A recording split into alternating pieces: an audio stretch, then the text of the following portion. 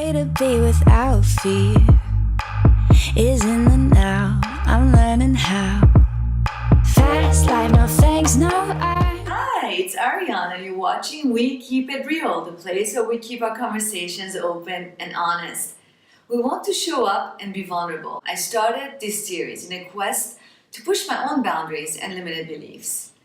While it's filled with imperfections, it's also perfect the way it is, just like you and me. Today I couldn't be more excited about my first guest. Her inner talents mixed with her tireless drive, honesty and courage make her the perfect person to have a real talk with. Without any further ado, please meet Mirjam Jaeger, Olympian skier, world and X Games champion, entrepreneur, host, and mom to the cutest little boy. Thank you so much for being with me this morning. I'm super excited.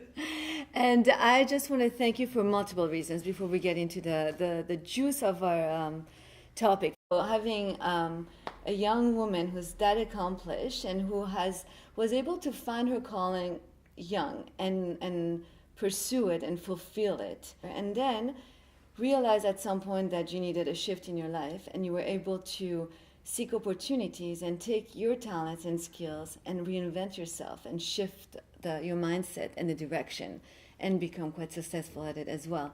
So I think that's, to me, it's really commendable because a lot of us don't find our purposes, if ever, but much later in life.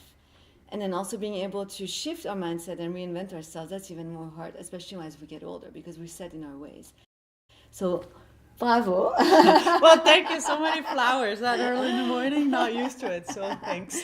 Take it in. Right? Gotta take it in. Suck it in. As you know, you and I were in this world of beauty and pretense and pristine and glory and luxury, and which is beautiful, right? But at the same time, there's a reality behind it that's lacking, in my opinion. This constant pursuit of perfection because of being bombarded from social media constantly. And we have these images that we see all day long, these filtered images, make us think that's reality. Yes, it is a snippet of our lives. It's not real, but there's so much more behind it than meets the eye. So, and I just wanted to, expose that and talk about it more, especially with someone, again, like you. I think you're probably at a place in your life where you're more comfortable in your skin and you're probably more open in maybe having those conversations. Definitely. No, I'm all about real. I think I'm the most honest person that you'll ever meet. Honestly, right now, I can't even lie about anything pretty much. And I think it's really important. And I've definitely realized that I've grown over the years, now that I'm a mother as well. It's changed a lot of things, how I look at things, even my own body, things that mattered so much before, that just don't matter. I mean, they still matter, but they don't matter quite as much, and I don't know, I don't get all messed up about it anymore, How has that changed? What do you think that shift came from? Just kind of realizing that there's more to life than, trying to be perfect, trying to look good, that's not what I did in life, but it was still always part of it, even as a female athlete. As a female athlete, you do earn less money than the guys do. If you don't win every competition, and I won, but, not every competition. So you gotta have some other attributes. And, I kind of worked with a lot of brands. They used me for their ads, so it always had something to do with the way I looked. And you kind of do have that pressure that you still gotta look good somehow because I don't know, you make less money than the guys, and the differences in what the sport I did in skiing, they're quite obvious. In every sports, pretty much in every single sports, the guys, they run faster, athletics. They're faster, except that, the difference, you watch the 100 meters girls and the 100 meters guys, they don't run against each other, or you don't see the actual difference when you watch it on TV. But in skiing, freestyle skiing, mostly the girls go and then the guys go right after it. And the difference is obvious. Mm-hmm. And I mean, I think that's where the whole money difference is coming from as well, salary difference. And it's just not as easy. I mean, it's a freestyle sport as well. And I think in general, freestyle sports are a little harder. If you win every competition, you're going to make a lot of money. But if you're top five, top six, just, on a podium from time to time, you make money, but you don't really make a lot of money. What has been your mental and emotional routine all throughout your life to get to where you need it? Because it takes a lot of, as you were saying, perseverance, faith, belief, and just a mental drive that probably I cannot relate because I'm quite lazy. But I want to know what, not just the physical, but the emotional and the mental workout that you had to take in, or to practice. It's just, I've always been a fighter. I grew up as a single child. I've always been a fighter. I always kind of got the pressure from my family that I got to do well at school as well. I wanted to study. I wanted to become this famous lawyer, like you see on the TV shows. It's always kind of been my dream. And I've also felt this pressure from home, of course. What you do, you got to be good at.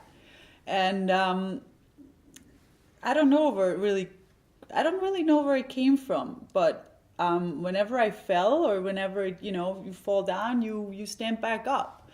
And it's also, like I mentioned that before, I'm really hard on myself. I don't think I've ever done anything, or I've never skied a competition, or even now in my life, I've never done anything where I was like, okay, I'm 100% happy with what I've done. I'm always there, oh gosh, I messed that up. I could have done that so much better. I keep saying I'm hard on myself. So how do you deal with failure?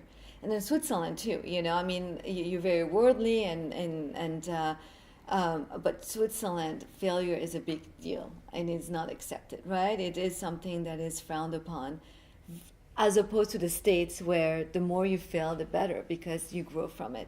So how do you, because also failing in your world means that you're not number one, right? So how do you deal with it afterwards? And how long does it take you to get past it? I think the good thing is that as an athlete, you obviously need, you learn how to lose. You learn how to lose, and you learn how to, be there one day later with a smile and just wanting more. And I think that's really, that's one of the best lessons, actually, the whole thing taught me, because don't get me wrong, I hate losing. I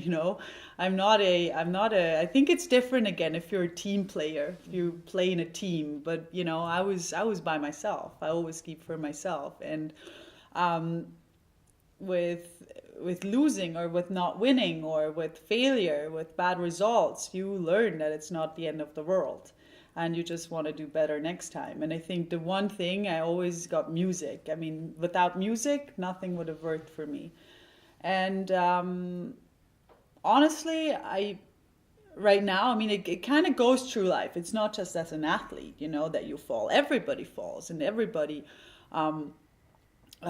thinks sometimes, well, this sucks. Like, I don't want to do what I do anymore. For me, I mean, it's not fun to be sixth. What does it help me? I'm on a World Cup, I'm on X Games, Olympics, and ending up in sixth place. It's all right, but nobody really cares. But I think the important thing is not quitting. Because if you quit, then, you're never going to reach the point where you can say, hey, finally, I'm glad I didn't quit. So if you keep on trying, at least you can't really look back and say I didn't even try. Mm-hmm. No more regrets. Mm-hmm. Yeah. Do you sometimes feel judged because you move from one world to another? I mean, there's always haters, There's always haters, but as long as there's haters, you're doing something right. So that's one good thing, and you just try to ignore them. But definitely the transition, I mean, for me, it wasn't easy either, because it was completely something new. I mean, most people, they kind of stay in something sports related, I would say, and I was like, no, if I'm done with something, it's always been like this in my life. If I'm done with something, I'm done. And then try, move on to my next chapter. But with the people, I don't really know. I mean, like I said, if you meet me and I don't like you, you probably realize I don't like you, and I don't really talk with you about it. And I don't, and I, you know, a lot of people tell me, well, if you'd be more open, if you, you know, you'd be less harsh, if you'd be less yourself, you'd probably, you know, get more jobs. But I'm like, I just can't. If you be less yourself. Well, that's if you be interesting. less yourself, if you be, you know, on these like parties, on these like networking evenings or whatever, if I don't like you, I don't want to talk with you. I'm sorry. It's just who I am. It's just, I got to be true to myself. And I think that's definitely something I have to, you know, admit it, that, you know, that would be better if I do that. But you wouldn't be feeling authentic and sincere, right? So exactly. It's about you. And then you get the jobs that actually are perfect for you.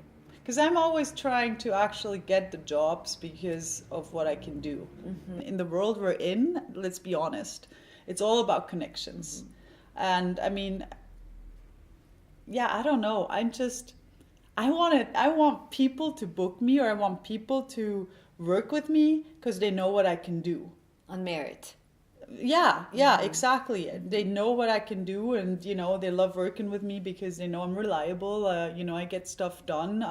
They can count on me. She's good, and I don't want to book me just because, I don't know, I have a connection there, or because, yeah, I look okay, or you know. Mm-hmm.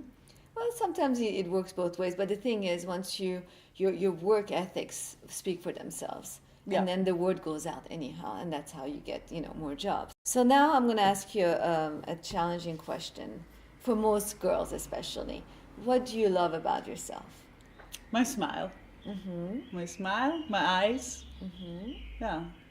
And as you, as a personality? Like I said, determined. Mm-hmm. I think I really like that about myself. No matter what, I mean, have a job tomorrow and I'm not ready, I'm just gonna work till 4 a.m. till I'm ready, you know. I really like that. Yeah, I think that's a good side of me. You know why I'm not asking what don't you like about yourself, because that's what we always focus on, right? Especially women, we always, and I know I'm like, you know, self-deprecation, and always it's okay to talk about the negative, but we are not taught to speak about the things we like about each other. True. And I think it's very important to shine our own light. And be proud of what we are, and be as bright as we can in the True. sky, and not dim ourselves. It's very important because men don't do that. True. And it's important to actually sometimes stand in front of a mirror and tell yourself, hey, I'm actually good. I'm great. I can be proud of myself. I think a lot of people forget about that. Yeah. I forget about that. We all do. We all do. And I think once you figure out your strengths, and of course we all have things to work on. I mean, that's normal. But we always put so much focus on those. And that shows also in our daily life and with our interaction with other people. But I think our strengths and our values and just we come first. We you know, so if we're so quick at complimenting everyone else, but we never give ourselves back that love. Well, we feel it. I mean, if somebody compliments like you just did at the beginning, I'm like sitting here, I'm like, okay, it's enough now. All right, it's enough. You know what I mean? If I compliment you, it's easier to give than to receive, actually. Always. Yeah. And why? And when you do ask that questions, a lot of people don't even find anything to say. And that's the sad part, you know? And so that's the work that I'm doing on a daily basis, not only on myself, but also on people that I work with, to just really raise them up. Because I feel like the happier everyone around us is, the better our life will be, and the better the world will be, you know? So just one person at a time. What is a defining value system that you live by? Oh, you're making me think. The defining value system. Honesty. Honesty. Like, I can't stand lies. I can't stand lying people. I can't stand people that, I don't know, have to just make themselves better than they are. That, you know, I don't know. I like honesty. I think in general, with friends, with relationships, with family, working, pretty much goes through every single part of my life. That's amazing. But that also shows in everything. You know, honesty is a big one. And that's a hard one. Do you have a problem saying no? No, I don't really have a problem saying no. I think I'm the probably the most honest person. But that can maybe sometimes hurt people as well. I need to learn to maybe say stuff a little nice, a little nicer, in a way that, there's always two ways to say things to a person. And I always kind of try to not offend people with the things I'm saying, but sometimes, it's maybe a little straight out. What would you say to the younger generations, to the girls who want to either follow suit in whatever field, whether it be sports or maybe more in front of the camera? What advice would you give them, knowing everything you know today? You can't be an illusionist neither. I mean, there's a lot of people that want something, but they're just not really made for it neither. I mean, I'd love to be a singer, but let's be honest, I just can't really sing that well. I sing under the shower, in the car, but I won't make it to the top just because I don't have the talent. So you can't, be realistic about something, but if you're good at something and you're good at something, try it. I mean, I think there's a lot of people that would be good at stuff, but they just don't. They're afraid to go into another direction, especially in Switzerland, where you got to do school and you got to do this everything out. There's a plan, and I think the States, it's a little bit different. They're a little open-minded. You can have green hair, nobody's gonna stare at you. It already starts there. But yeah, you don't be afraid. Do it, but don't do it if it's not realistic. Don't do it for the wrong reasons. Yeah, as well. Yeah. You mentioned social media. I just think it's important to not go crazy about that stuff because it is fake. Mm-hmm. And I'm telling you, it is fake. Every picture is worked. Also, the Kardashians have pimples on their skin, they get rid of their wrinkles for the pictures. But if you're 14, if you're 14, you don't really realize that. You do think, the other day, maybe you saw that on TV, there's these 16-year-olds that actually go inject their lips, and I just, I don't really know. I think the whole thing is going in the wrong direction. I had this discussion the other night. It was very interesting. The power of the influencers or any celebrity, anyone who's in the public, space. Is it fair to say that because now you're talented and you become all of a sudden a face that is recognized, that you have to become a role model? Yes, of course, when you're in that world, you do have some responsibilities because you do have people who follow you. A lot of people were not born with those skill sets to also be mentoring and also being role models. So what is your take on that? There's a lot of pressure, definitely. And I don't think it's really fair with how, the celebrity or an athlete does one mistake and everybody and around the world, it's like they're getting trashed. And I don't think it's fair because every human being makes mistakes, everyone. But I do think, obviously, you said it.